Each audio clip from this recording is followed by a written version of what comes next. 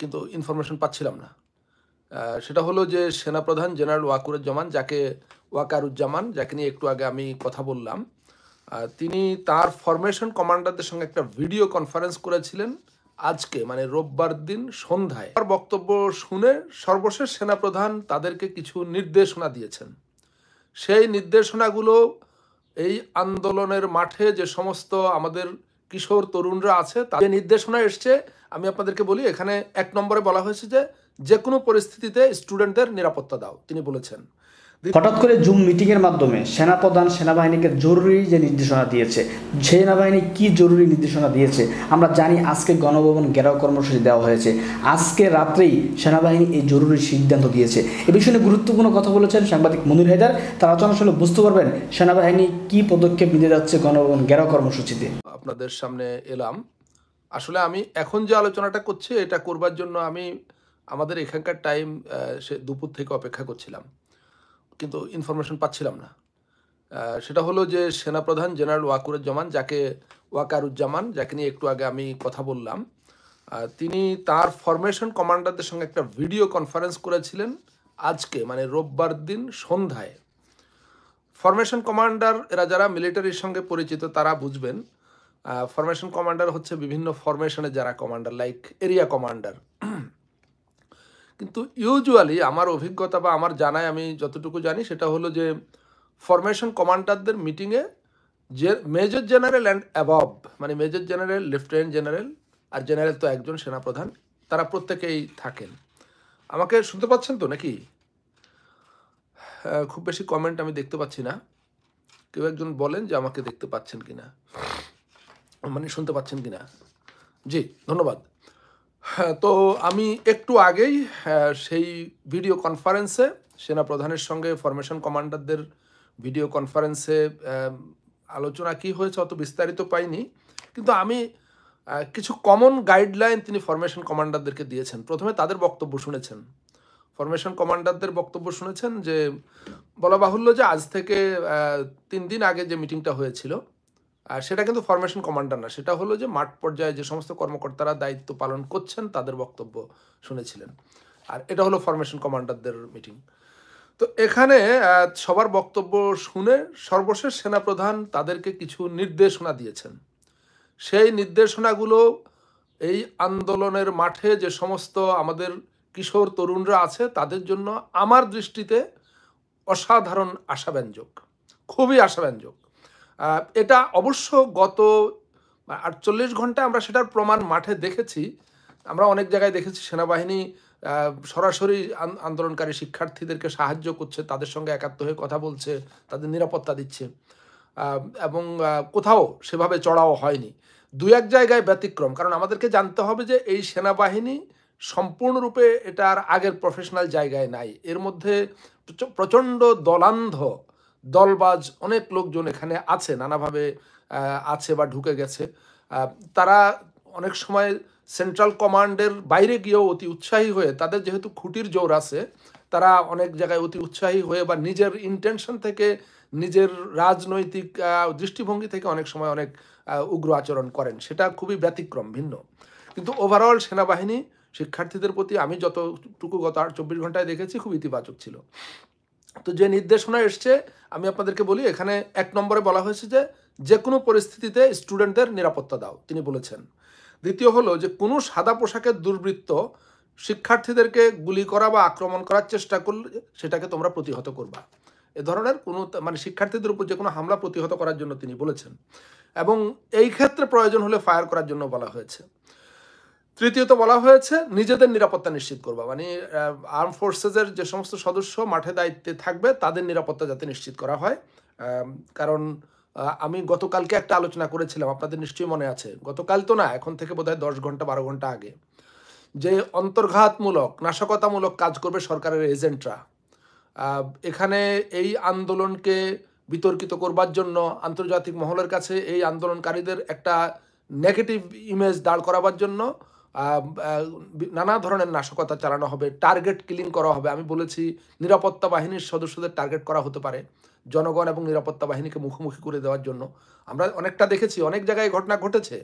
আমি বলেছি হিন্দুদের সম্পত্তি, হিন্দুদের বাড়ি এবং হিন্দুদের গুরুত্বপূর্ণ ব্যক্তিদের টার্গেট করা হতে পারে। আপনারা দেখেছেন এরই মধ্যে শেখ হাসিনার ছেলে সজীব ওয়াজেদ জয় এখন থেকে 4 ঘন্টা আগে এক্সে সে টুইট করে বলেছে বাংলাদেশে আন্দোলনকারীরা নাকি হিন্দুদের টার্গেট করেছে, হিন্দুদের উপর আক্রমণ করছে, তাদের সম্পদের উপর আক্রমণ করছে, এগুলো সে লিখেছে। সে এটা লেখার 6 ঘন্টা আগে আমি ওই ভিডিওটা করেছি, আমার এই চ্যানেলে আপনারা গেলে পাবেন। আমি বলেছি যে ভারতীয় হস্তক্ষেপের ক্ষেত্র তৈরির জন্য কিভাবে তারা ষড়যন্ত্র করছে। তো এই যে এই নির্দেশনাটা নিজেদের নিরাপত্তা নিশ্চিত করো, আমার মাথায় ওই জিনিসটাই এলো যে এই ধরনের অন্তর্ঘাতমূলক টার্গেটে পরিণত হতে পারে সেনাবাহিনীর সদস্যরা। তিনি তাদের নিরাপত্তা নিশ্চিত করার কথা বলেছে ছাত্রছাত্রীদের চলাচলের রাস্তা যেন ক্লিয়ার রাখা হয়, তাদেরকে যেন কোনো রকম ব্যারিয়ার বা প্রতিবন্ধকতা সৃষ্টি করা না হয়। তারপরে বলা হয়েছে যে কোনো হেলমেট বাহিনী যদি শিক্ষার্থীদের উপর আক্রমণ করার চেষ্টা করে সেটা যাতে ঠেকিয়ে দেওয়া হয় বা প্রতিহত করা হয়। এবং বলেছে জীবনকে বাঁচাও, অবকাঠামো নয়। মানে এই আমাকে যে সূত্র ইনফরমেশনটা দিয়েছে সে বলেছে তিনি এই শব্দটাই ব্যবহার করেছেন যে জীবনকে বাঁচাও, অবকাঠামো নয়। এবং তার সর্বশেষ নির্দেশনা ছিল কেউ হতাহত হলে তাদেরকে সঠিকভাবে সে স্থানান্তর করো এবং চিকিৎসার ব্যবস্থা করো। এই ছিল জেনারেল ওয়াকারের নির্দেশনা। আমি বিশ্বাস করি যে আমার সূত্র আমাকে যেভাবে তথ্যটা দিয়েছে এটা মোটামুটি পারফেক্ট তথ্য দিয়েছে। এটা আমরা এর আগেই খবর পেয়েছি যে সেনাবাহিনী এর আগে মাঠ পর্যায়ের কর্মকর্তাদের সঙ্গে সেনাপ্রধানের যে মিটিং হয়েছিল 2 দিন আগে, সেখানেও কিন্তু সেনাপ্রধান খুব সফট ছিলেন, খুবই আমার যতটুকু উপলব্ধি তিনি যথেষ্ট মানবিক ছিলেন। তিনি আইয়ুব বাচ্চুর একটা গান গেয়েছেন, তার মানে তার হৃদয়েও কাঁদছে, তার অব্লিগেশন আছে, তার আত্মীয়তার সম্পর্ক, তার পারিবারিক অব্লিগেশন থাকতে পারে, আমি জানি না। কিন্তু তারপরও আমাকে বলা হয়েছে যে তিনি যথেষ্ট ইতিবাচক এই শিক্ষার্থীদের প্রতি। দেখা যাক মানে সামনে কি হয়। যেটা আমার কাছে তথ্য হলো, এটা আপনারাও জানেন যে পুলিশ সেভাবে আর অ্যাগ্রেসিভ হয়নি, গুলি করেছে কিছু কিছু জায়গায়, কিন্তু প্রথম দিককার যেদিন একসঙ্গে শতাধিক মানুষ নিহত হলো, পুলিশ তখন যতটা আক্রমণাত্মক ছিল এখন সেখান থেকে অনেক সরে এসছে। পুলিশ ক্লান্ত, শ্রান্ত, পারিবারিক জীবনে তারা প্রচণ্ড ঘৃণার একটা পাত্রে পরিণত হচ্ছে, ঘরে বাইরে ঘৃণা, তাদের সন্তানরা মানুষের কাছে মুখ দেখাতে পারছে না, পরিবারের সদস্যরা মুখ দেখাতে পারছে না। পুলিশের চাকরি করাটা তাদের জন্য অভিশাপ হয়ে গেছে। ফলে পুলিশও এখন আর এই খুনি ক্ষমতাসীনদেরকে রক্ষার জন্য আগের মতো নাই। আমার কাছে তথ্য হলো তারা আগামীকালকে বিজিবিকে নামানোর চেষ্টা করবে, কিন্তু বিজিবির অফিসাররা তো সেনাবাহিনীরই অফিসার, বিজিবির তো নিজস্ব কোনো অফিসার নেই। আমি বিশ্বাস করি তারা একটা প্যানিক ক্রিয়েট করার জন্য একটা প্রোপাগান্ডা ছড়াচ্ছে যে বিজিবি নামাবে, বিজিবি দিয়ে তারা মানুষকে দমন করবে ইত্যাদি ইত্যাদি। কিন্তু এটা হবে না। বিজিবির অফিসাররা সেনাবাহিনীর অফিসার, তাদের দিন শেষে মানে নির্ধারিত মেয়াদ শেষে সেনাবাহিনীতে ফিরে যেতে হবে, এই সেনাপ্রধানের অধীনেই তাদেরকে যেতে হবে। তো সুতরাং এইটা বিজিবিও কিছু করবে না, এটা নিশ্চিত থাকুন আপনারা। আমাকে একাধিক সোর্স শিক্ষাঙ্গনের আজকে এই এখন থেকে 1-2 ঘন্টা আগে আমাকে নিশ্চিত করেছে যে যেহেতু পুলিশ এবং সেনাবাহিনী প্রোটেকশন দিচ্ছে না, অনেক জায়গায় সেনাবাহিনী বরং ছাত্রলীগ যুবলীগের বিপক্ষে চলে যাচ্ছে, সেজন্য ছাত্রলীগ যুবলীগের মধ্যে এমন হতাশা নেমে এসছে, অনেকে পালিয়ে গেছে, অনেকে এখন আর নেতাদের কাছে ধরা দিচ্ছে না, অনেকে হয় গ্রামের বাড়ি চলে গেছে বা নিরাপদ আশ্রয়ে চলে গেছে। আপনারা দেখেছেন, আমরাও দেখেছি যে এর মধ্যে আওয়ামী লীগের বহু নেতা তারা চলে গেছেন দেশ ছেড়ে, অনেকে যাওয়ার লাইনে আছেন। একসময় ডিজিএফআই ডিজি ছিল জেনারেল আকবর, সে গতকালকে দেশ ছেড়েছে, রিটায়ারমেন্টে গেছে। জেনারেল ওয়াকারের কোর্সমেট এবং বন্ধু, দুনিয়ার অপকর্ম করেছিল। তো সেই আকবর, ওই যে আপনার জাস্টিস সিনহাকে যে দেশ থেকে বের করে দেওয়া, তাকে ধরে নিয়ে অনেক কাহিনী আছে না, ওগুলো আকবর ছিল ওটার হোতা। তো সে আকবর গতকাল চলে গেছে। আমার ধারণা আগামীকালকের মধ্যে আরও বহু লোক চলে যাবে। তো এই ছাত্রলীগ যুবলীগের ক্যাডারদের মধ্যে এখন দুনিয়ার হতাশা, তারা পলায়ন পর। এখন তাদের মূল ভরসা কোথায়, এটা বলে আমি কথা শেষ করছি, অলরেডি 8 মিনিট বলে ফেলেছি।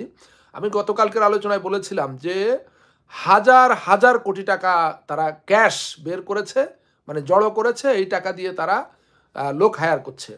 এই যে বস্তিতে, তারপরে গ্রামাঞ্চলে যে কর্মহীন বেকার যুবক তরুণ, অশিক্ষিত, যারা কম শিক্ষিত, যারা এই আন্দোলন বুঝেও না, এর সঙ্গে হয়তো নাই, এটা আছে, মানে 18 কোটি মানুষের দেশ তো, এরকম বহু লোক আছে যারা এসব আন্দোলন সংগ্রাম অধিকার এগুলা বুঝে না, কিছু টাকা দিলেই তারা খাটতে রাজি।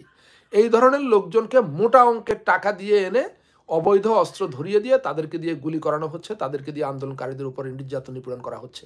এখন তাদের মূল ভরসা হয়ে গেছে এইটাও বেশি দিন চলবে কিনা আমি জানি না। এখানে আমার কাছে তথ্য এসছে বসুন্ধরা গ্রুপ এবং দরবেশ সালমান এফ রহমান, তারপরে ওই যে নজরুল ইসলাম মজুমদার, এরা সবাই এইটার জন্য ফান্ড দিয়েছে, 1000 কোটি টাকার উপরে ফান্ড দিয়েছে এই লোক হায়ার করবার জন্য, ভাড়া করবার জন্য। এখন এই ভাড়াটিয়া সন্ত্রাসী, এরা আসলে সন্ত্রাসী না, টাকার বিনিময়ে হাতে অস্ত্র পেয়ে এরা সন্ত্রাসী হয়েছে। তো এদেরকে দিয়ে এই সন্ত্রাস করছে। আমাকে একজন জানিয়েছে যে মিরপুর 1 নম্বরে আদর্শ স্কুল বা কোনো একটা স্কুলে ওখানে এই আওয়ামী সন্ত্রাসীরা তারা বিপুল পরিমাণ অস্ত্র স্কুলে রেখে চলে গেছে। তার মানে ওই তার বাসা স্কুলের পাশেই, সেই স্কুল ওই বাসা থেকে দেখেছে যে স্কুলের ভিতরে তারা এভাবে সবাই অস্ত্র জমা দিচ্ছে, দিয়ে তারপরে স্কুলের দরজা টেনে দিয়ে তারা চলে গেছে অস্ত্রগুলো রেখে। তার মানে তারা অস্ত্র নিয়ে বের হতে এখন ভয় পাচ্ছে, যদি সেনাবাহিনী বা পুলিশ কেউ ধরে অবৈধ অস্ত্র, এরকম ভয়ও আছে। তারা আক্রমণ করছে মানুষের উপরে, মানুষ হত্যা করছে, কিন্তু আবার এই ভয়ও তাদের মধ্যে কাজ করছে। সেরকম পরিবেশ পরিস্থিতি দ্রুত বদলে যাচ্ছে, এটা আপনাদেরকে আমি জানিয়ে রাখি। তো আমার বিশ্বাস যে এই রক্তখেকোদের রক্তের মানে তারা হয়তো আরও অনেক রক্ত নিতে চায়, অনেক জীবন নিতে চায়, কিন্তু পরিস্থিতি খুব দ্রুত তাদের প্রতিকূলে চলে যাচ্ছে এবং হয়তো ছাত্র জনতার বিজয় খুবই কাছাকাছি। সবাই ভালো থাকুন। দর্শক, আলোচনা শুনেছেন, শুনে বুঝতে পেরেছেন সেনাবাহিনী কি আসলেও, আপনারা কি মনে হচ্ছে সেনাবাহিনী কি জনগণের পাশে বা স্টুডেন্টের পাশে থাকবে কিনা?